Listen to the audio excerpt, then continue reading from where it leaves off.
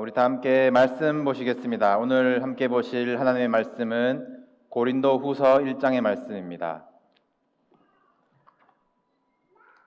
고린도 후서 1장 3절로 7절까지의 말씀입니다. 제가 한 절, 여러분이 한 절 교독하시겠습니다. 찬송하리로다. 그는 우리 주 예수 그리스도의 하나님이시요 자비의 아버지시요 모든 위로의 하나님이시며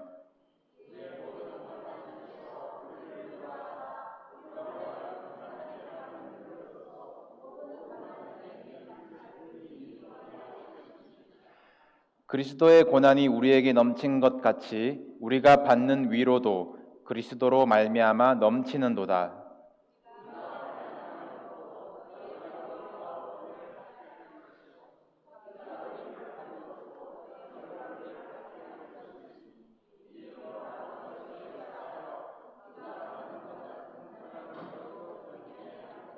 다 같이 너희를 위한 우리의 소망이 견고함은 너희가 고난에 참여하는 자가 된 것 같이 위로에도 그러할 줄을 알미라. 아멘. 흔히 사도행전의 별칭을 성령행전이라고 합니다. 예수님의 사람들, 이 사도들이 성령을 받고 권능을 행하는 이야기들인데요. 이제 그 시대는 로마의 박해는 여전했고 유대인들마저도 예수님의 추종자들을 잡아서 죽이려고 혈안이 되었고 예수님은 승천하셨는데 마땅한 다음 지도자는 없고 체계적인 조직도 없었고 성경도 아직 나오지 않은 상황에다가 거짓 선지자들이 곳곳에 넘쳐났지만 이러한 어려운 상황이 성령님이 온전히 역사하시게 성령님만 증거되어지게 만들었습니다. 그리스도인들이 자발적으로 모여서 예수님의 가르침을 실천하게 되었고 성경도 없고 설교도 없었지만 떡과 포도주를 떼면서 예수님을 기념하는 그 온전한 예배하는 공동체 가운데 성령께서 기쁨을 주시고 사랑을 주시고 또 재산을 팔아 없는 자들을 보살피게 하시고 교회를 만드셨습니다. 그 교회가 바로 초대교회입니다. 초대교회는 특정한 지역의 한 교회의 이름이 아니고요. 그 당시에 자발적으로 모였던 그리스도인들의 모임을 통틀어서 초대교회라고 부릅니다. 오늘은 이 초대교회의 한 성도를 소개해 드리려고 하는데요. 요셉이라는 사람입니다. 사도행전 4장에는 많은 믿는 무리가 한마음 한뜻으로 서로를 돌보았다고 하는데 그 많은 성도 중에 딱 한 사람의 이름, 이 요셉이 소개되고 있습니다. 이 요셉은 구브로라는 곳에서 왔는데요. 지금의 키프로스입니다. 그 지중해 섬에서 온 거기서 태어난 레위인인데요. 어떠한 이유로 조국 이스라엘에 돌아왔습니다. 그리고 성령을 체험합니다. 예수 그리스도의 은혜를 크게 경험하고 얼마나 신실하게 교회를 섬기며 성도들을 돌보았는지 사도들에게 인정받는 성도가 되었습니다. 이 사람 요셉에 대한 평판이 사도행전 11장에 다시 등장을 하는데요.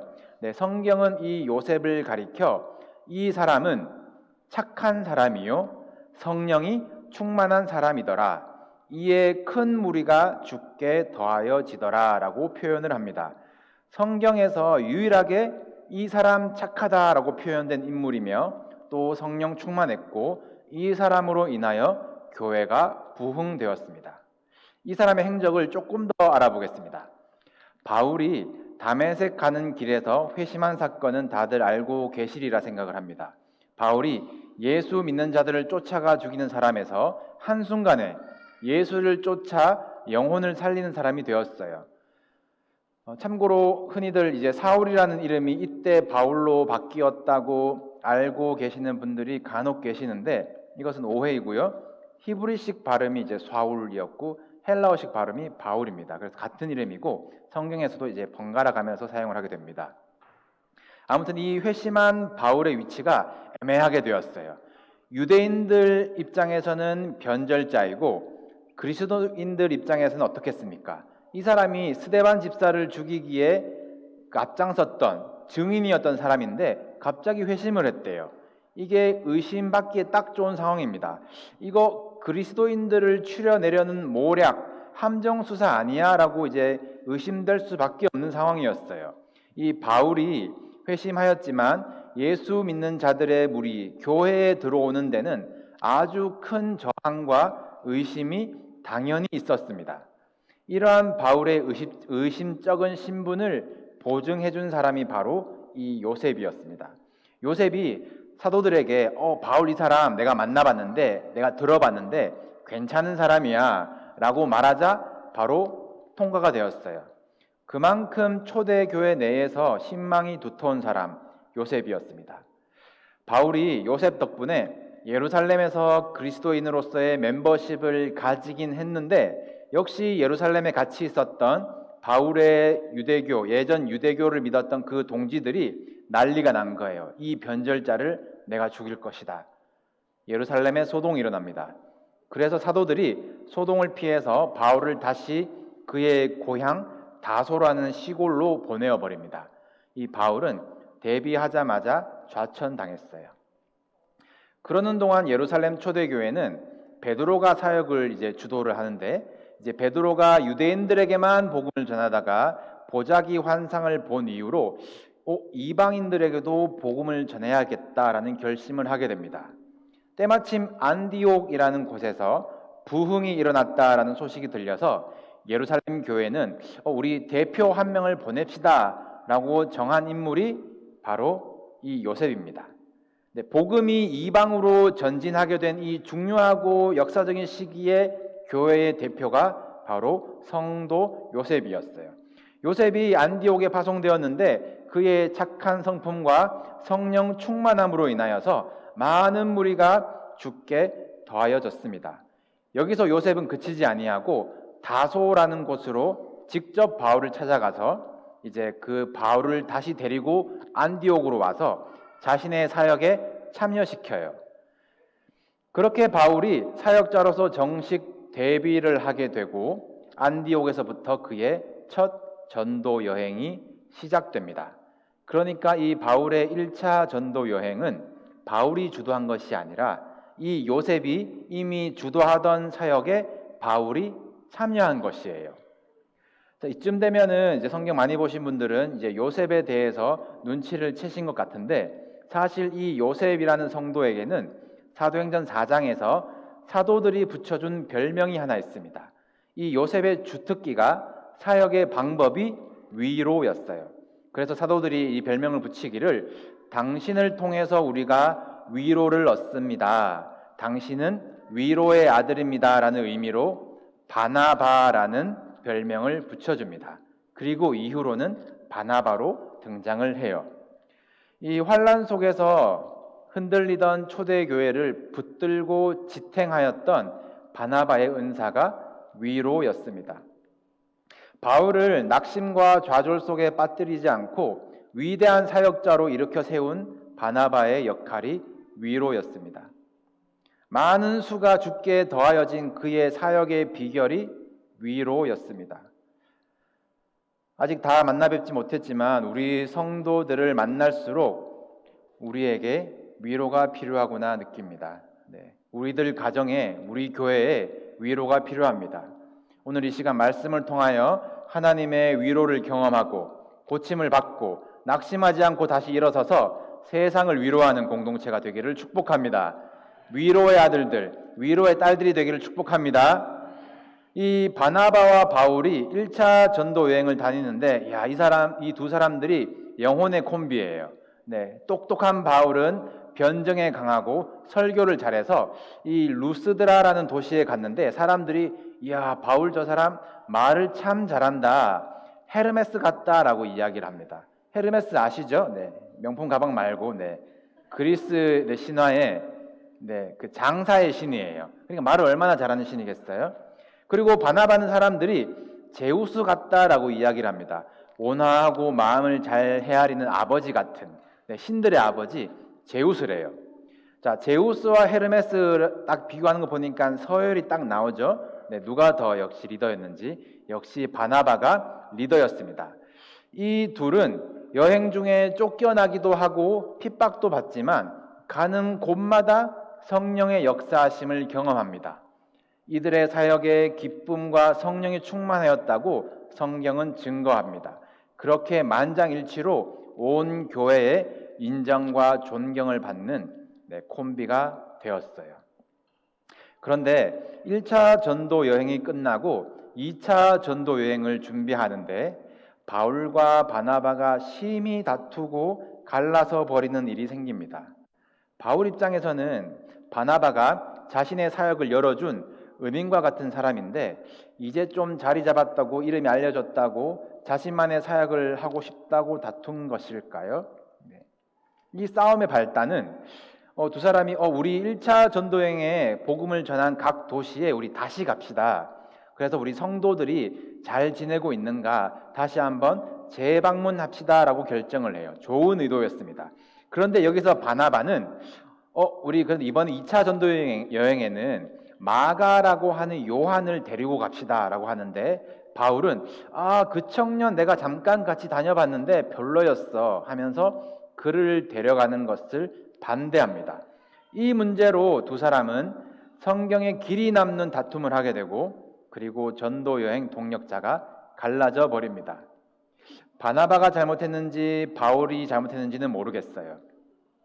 바나바는 위로의 아들, 자신의 성품대로 이 마가라고 하는 청년을 새로 키우고 세우고 싶었는데 이 바울은 이 기질이 열정적으로 막 달려가는 스타일이었습니다.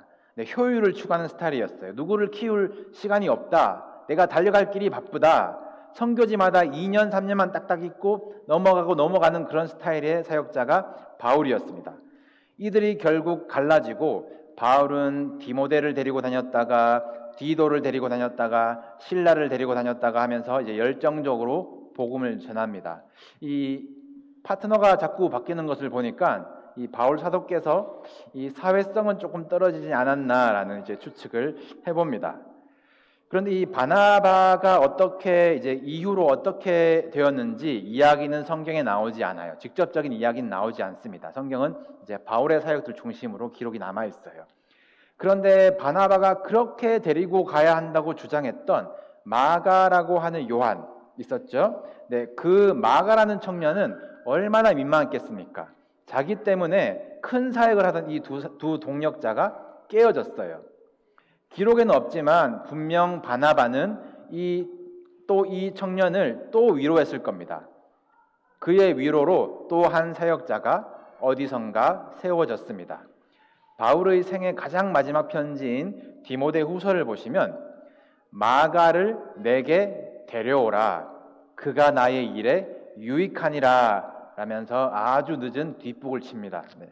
그리고 이 청년 마가는 성경의 최초의 복음서 마가복음을 기록하는 사람이 되어요.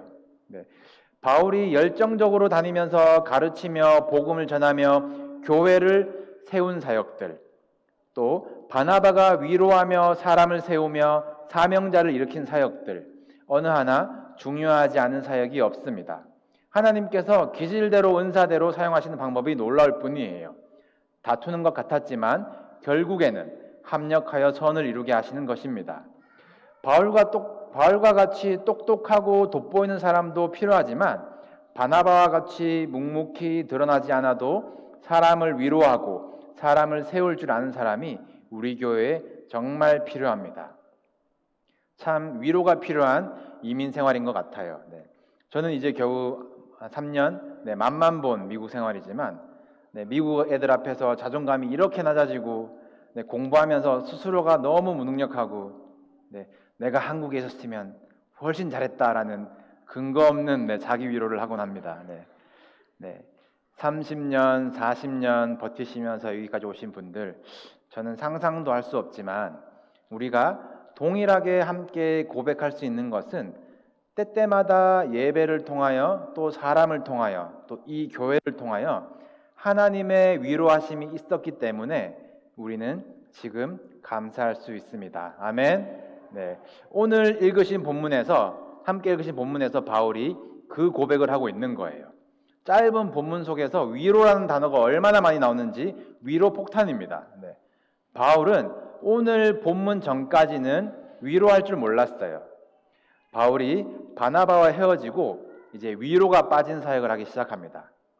에베소에서 혼자 사역을 하는 중에 자기가 세웠던 고린도 교회 소식이 들려오는데 이 고린도 교회 내에서 별 문제가 다 발생을 하고 결정적으로 파가 4개로 갈려서 갈등하고 있었습니다. 바울이 속상하고 격한 마음에 다급하게 편지를 써요. 바울의 성격대로 논리적인 이슈들 하나하나 반박하면서 강하게 혼내는 편지를 보냅니다. 그것이 고린도 전서입니다. 이 바울의 제자 디도편으로 편지를 보냈는데 이 문제가 편지를 들고 갔으면 전달하고 돌아와서 잘 전달했습니다. 반응은 어떠했습니다. 라고 이제 알려줘야 되는데 이 디도가 깜깜무소식이에요. 이제 바울이 애가 타기 시작합니다. 요즘 카톡 보내면 옆에 숫자가 뜨죠. 네, 숫자가 없어졌는데 대답이 없다 이러면 애가 타는 거예요. 네. 기분 나쁜가? 네, 화났나? 이런 생각이 다 드는 겁니다. 바울이 에테오면 소식을 기다리는 중에 세월은 점점 지나가고 바울은 또 혼자 사역을 시작합니다. 그러다가 아시아에서 마게도니아에서 큰 환란을 당해요. 고린도후서에 보시면 바울이 이제 살 소망까지 끊어졌었다라고 고백을 합니다. 그냥 죽는 게 낫겠다라는 고난과 절망과 낙심 속에서 그때 바울은 모든 위로의 하나님을 경험합니다. 오늘 본문 4절을 다시 한번 읽어보실까요? 4절 다 같이 시작.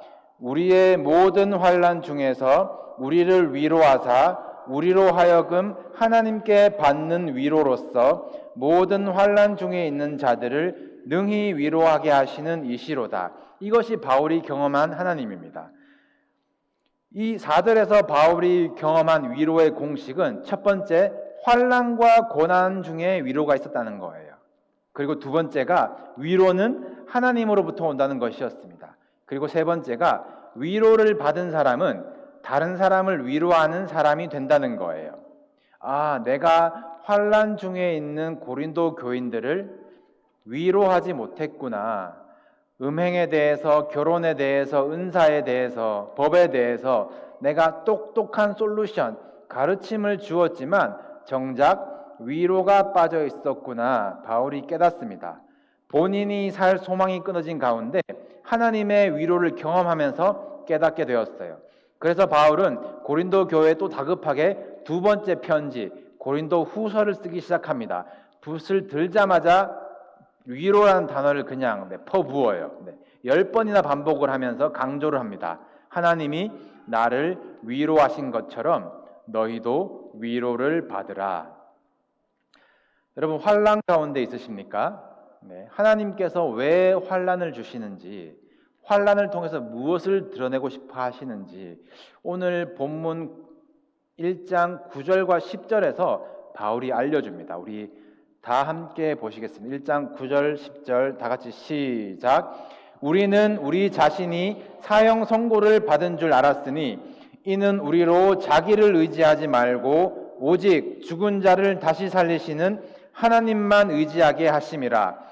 그가 이같이 큰 사망에서 우리를 건지셨고 또 건지실 것이며 이후에도 건지시기를 그에게 바라노라. 아멘. 우리 교회에 주시는 하나님의 위로로 받으시기를 축복합니다. 하나님만 의지하게 하심이라. 우리 교회 하나님만 의지합니다. 주님만 바라봅니다. 하나님만이 우리의 위로자가 되십니다. 건지셨고 건지시고 건지실 겁니다. 아멘. 위로라고 번역된 이 헬라어 이 파라클레시스에는 이제 lifting of another spirit이라는 뜻도 있어요. 저는 이 베드로가 감히 예수님을 위로했다고 생각합니다. 예수님께서 사람들이 나보고 뭐라 그러니, 사람들이 나보고 뭐라 그러니 라고 물으실 때에 제자들이 말하기를 그냥 선지자 중에 하나라던데요 라는 이제 섭섭한 소리를 해요. 아무도 메시아를 몰라줄 때에 어디선가 네가 만약 외로울 때면 내가 위로해 줄게라고 이제 베드로가 나와서 하는 고백이 주는 그리스도시요 살아계신 하나님의 아들이시니이다. 그의 신앙 고백으로 예수님을 위로할 때에 예수께서 약속하시기를 내가 그 위에 교회를 세우겠다 약속하시는 거예요. 위로는 파라클레시스입니다. 우리가 의지하는 보혜사 성령님은 파라클레토스예요. 교회는 에클레시아입니다. 모두 같은 어원 속에 있어요. 네. 하나님께서 우리에게 교회를 주신 것은 성령님만이 주실 수 있는 위로를 경험하게 하기 위해서입니다. 그리고 세상을 위로하기 위해서입니다. 네, 세상이 주는 것과 비교할 수 없는 위로예요. 이것이 우리 교회, 우리 공동체의 두 번째 비전입니다. 우리 예배하는 공동체, 예배 드리는 매 순간마다 성령님의 특별한 위로하심을 경험하시기를 소망합니다.